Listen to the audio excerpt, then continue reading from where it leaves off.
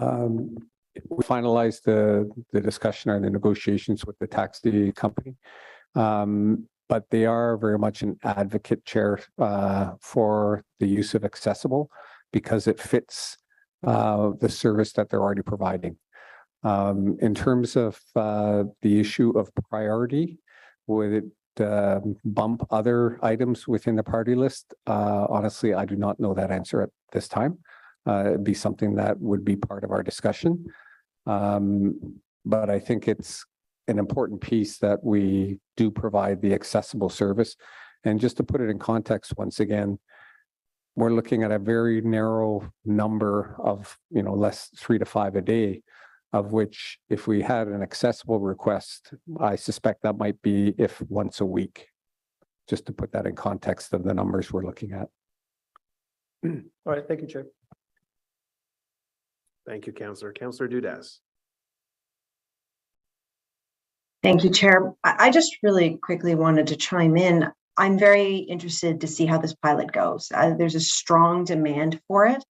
I think it was a couple of years ago that I actually did an overnight shift with a paramedic team, just so I can get a bit of a firsthand experience about what they go through. And I remember there was about 3 calls that night, and it was a busy night where we were called out to situations where, I'm no health expert, but these folks could have easily hopped in a cab and gotten to the hospital. The offloading would have been much quicker. They would have gotten the help they needed.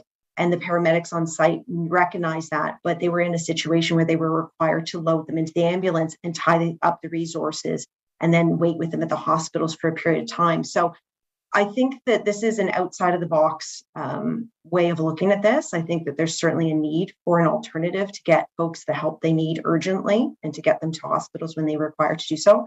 I'm interested to see how this pans out and if this frees up our paramedics to get to the essential calls they need to be at. So thank you for this, and I look forward to seeing what the outcome of this pilot will be. Thank you, Councillor. I think, before waiting for the 2024 annual report to come out at some point in 2025, I work with the GM in chief, and we'll figure out a way next year at some point to provide maybe a semi-annual update on this particular item. I like when there are new initiatives that we get an update sooner rather than later to see how things are going and provide input if necessary. But I think the comments and questions today have been very helpful and useful, and thank you to you both for the overview today. So seeing no other hands, we will move on with the rest of our agenda, which is not much left. So thank you to you both. Item 8, notices of motion. Are there any notices? Seeing none. Any inquiries? Seeing none. Any other business? Seeing none. Before we adjourn, I'll just let you know our next meeting of this committee is scheduled for December 1st. At that meeting, we will consider the 2024 draft budget for this committee, which covers all services within the Emergency and Protective Services Department. Unless there's an emergency, we will only deal with the budget. All other matters will be pushed to January. So I look forward to seeing you on December 1st. And given that the business of this meeting is now concluded, we are adjourned. Thank you.